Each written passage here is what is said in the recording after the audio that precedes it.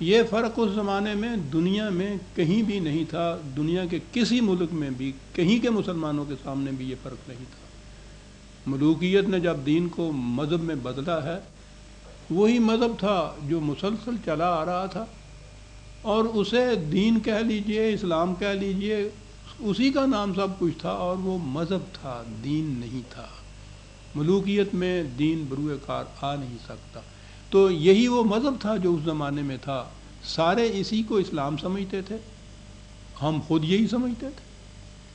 جو آج آپ نے فرمایا تھا اس میں کہ تمہارے فکر کی تو بنیاد ہی اس فرق کے اوپر ہے، وہ ہے فرق پہ، لیکن اس دور میں تو یہ فرق میرے سامنے بھی نہیں تھا، مذہبی تھا ہر ایک کے سامنے۔ یہ بات علامہ اقبال کا یہ احسان ہے اس امت کے اوپر کہ انہوں نے اس قسم کی بنیادی گوش دین کی اجاگر کی ہے، انہوں نے اس فرق کو سب سے پہلے مسلمانوں کے سامنے رکھا، پہلے شدہ اور اس کے بعد 28 کے خطبات میں اور 1930 کے خطاب میں نمایاں طور پہ اس کو لے آئے، اور یہی وہ فرق تھا جو بنیاد بنا آپ کے ہاں پاکستان کے حصول کا، مطالبے کا اور پھر حصول کا، کہ دین ہے اور دین اپنی آزاد مملکت کے بغیر قائم ہو نہیں سکتا۔